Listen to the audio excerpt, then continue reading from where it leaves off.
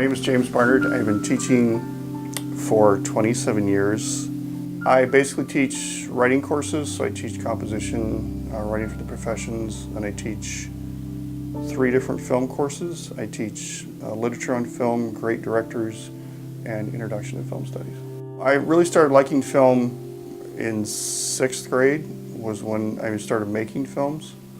I loved horror films, so I had my own script kind of based on Frankenstein when I was 11. So we found a barn, and we shot a film, creating monsters in a barn.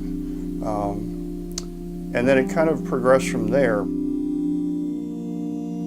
I wrote complete screenplays by senior year of high school, I guess. I submitted screenplays to agents that never really got anywhere. So it was kind of frustrating.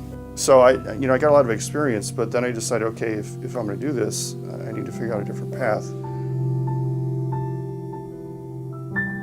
After I got my bachelor's and I had started grad school, I said, okay, I need to get my foot in the door. So I started working for a local film production company. And that's where I really started to learn the technical side of film. So it was kind of nice. I was studying film courses in graduate school while I was working for a film production company, and made some nice connections. I worked with the cinematographer from Night of the Living Dead, the original Night of the Living Dead. So he taught me a lot about film. So I worked a lot with 35mm film, 16mm film, and then video assist and all that other stuff we got into. So it was nice because I got my feet wet and everything, and then I started writing more screenplays and tried selling them.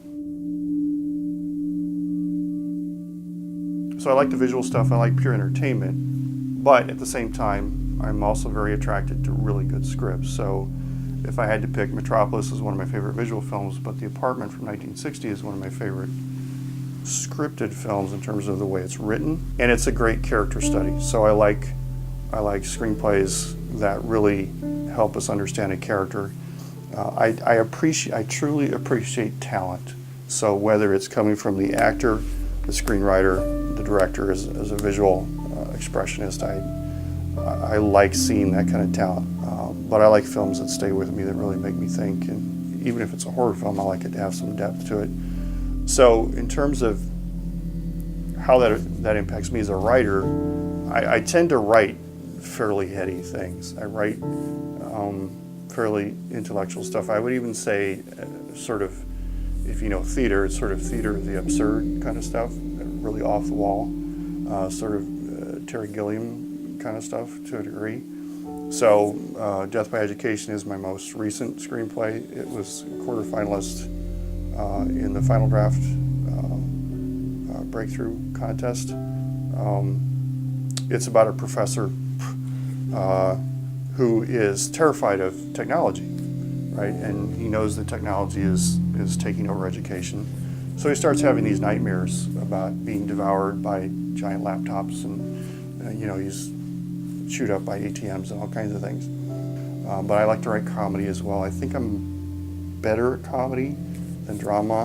I always feel like I'm being really melodramatic when I try and write drama. But I have 4 screenplays that I'm currently trying to sell. I'm a true fan of people who are auteurs. I don't consider myself a control freak, I really don't, but I do like people who have the complete vision. The cool thing about Chaplin was he did everything. I mean, he composed the music, directed the films, produced the films, starred in the films, because he knew exactly what he was striving for. Maybe it took him 6,000 takes to get there, but he was the one who had the vision. Scorsese is another one. I respect Martin Scorsese for other reasons. I don't like his films as much as I like some of the others, but that man is incredible in terms of his film knowledge. He's an encyclopedia of film, he really is, and I really respect that in him.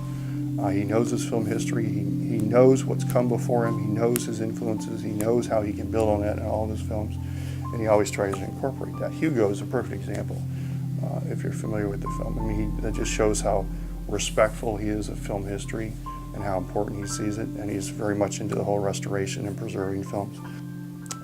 But I definitely, writing and directing together, I think, would be the ideal situation, if I could write and direct. So if I could sell one of my screenplays and say, okay, yeah, let you pay me $5 million for it if I get to direct it. You know how often that happens, but I would definitely like to be able to control that as much as I can, because it would be hard to watch a screenplay that you really care about be mutilated as they are oftentimes. So writing, directing would be my ideal situation at this point. I would love to sell screenplays just for my own, I don't want to say ego, because it's not really that, acceptance, I guess. Somebody recognizes that, I mean, I've got enough awards with screenplays that's okay, I can kind of write screenplays, people have acknowledged that. But the idea of actually seeing something to fruition would really be cool. What's really cool, I love to blow students' minds because there are sides of me that no one would ever suspect, right? So I've raced 3 different sports cars. I raced a Mitsubishi 3000 GT, I raced a Porsche, and I raced an M Roadster. I also have a Ducati motorcycle that I've high-sided on, dislocated my shoulder. Done track days on that. I love racing. It's one of the things, and I can't tell you where that comes from because nobody in my family, my mother doesn't even know I ride a motorcycle, okay? That's how unaccepted it is in my family. But you know, it's one of those cool things where I hear students talking about cars in class or something like that, and I can just kind of jump in and casually throw, yeah, I got an M3 at home. You know, you kind of get blown away by that. So I love destroying student expectations, the stereotype of the English professor, because we all have expectations, right? We all have stereotypes of what a professor is supposed to be and what college is supposed to be and all that. So and for some reason that seems to break barriers with students. They feel more comfortable with that, more relaxed, and okay, maybe he's actually a normal person.